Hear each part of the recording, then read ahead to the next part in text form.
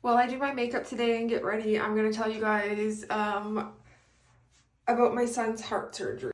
2 years before his heart surgery.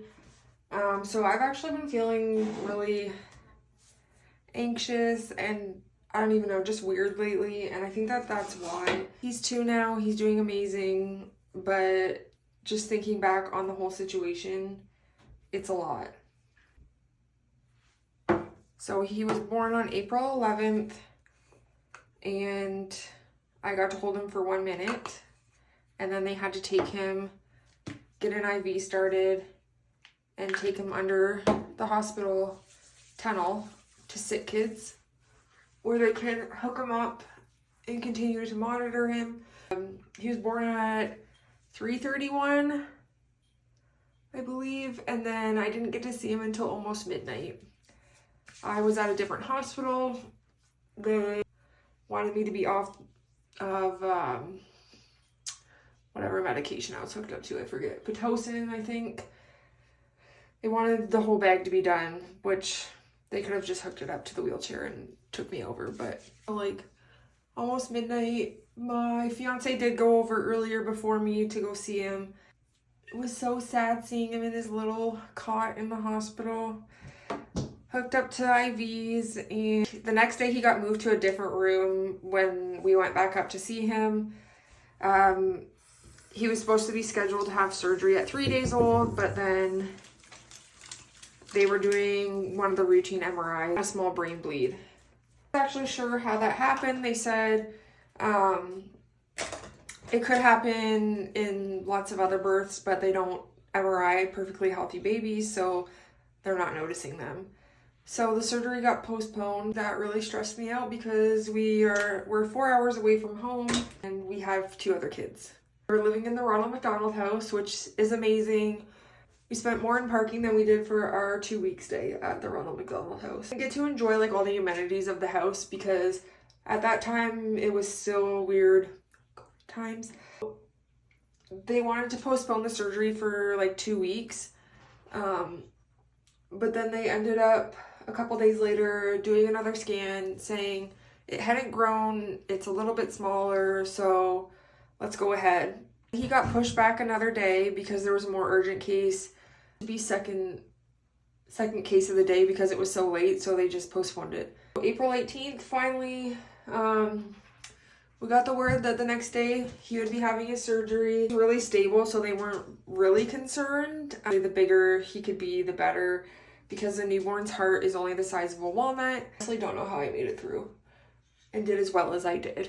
April 18th, I stayed as late as I could. I was there like pretty late. And then I went home so that I could come back in the morning and roll him down to surgery with the nurse. Roll him a bit, which was really heartbreaking, honestly, because he was screaming the whole time because he was so hungry and obviously he could smell milk. So I just felt terrible. Him down. They didn't want us to wait at the hospital. They told me to just go back to the Ronald McDonald House or whatever, and they would call me when it was done. A couple minutes later, I got a phone call saying that the surgery was done and I could come up in about half an hour once they did all of the post-op procedures and got him back settled in his room. When I tell you, I went so fast and got ready and headed over to the hospital. By the time I got to the hospital, I still had to wait a couple more minutes because they were doing a report. Finally got to go in and see him. It was a lot, nurse, and traumatic, especially being your own baby. I'm gonna show you guys a picture, green screen, of what he looked like. To see him, I have to hold his little hand. He was still intubated and really sedated, but he was doing well. Into the night, I stayed like super late. I don't think I got home till like 2, and they ended up calling me as soon as I fell asleep, basically saying that they had to reopen his chest at bedside because his blood pressure kept dropping, and then they did a little bedside ultrasound and they could see something that was blocking. Opened him back up, and by the time they got in there, whatever was blocking was gone. So it could, like, I feel like that was like a fever dream. Like, I went over, I fell back asleep because I was like, what the heck? Transposition of the great arteries, which the two main arteries in your heart are flipped, and they had to switch them back. And he also had a large ASD, I think it was. I always get ASD and BSD mixed up, but it was his crazy wild ride. There was he got to move to the step down unit after a few days. On the step down unit, needed to make sure that he was eating well and could get off of his tube that was bad, follow-up appointments, and millions of other things going on.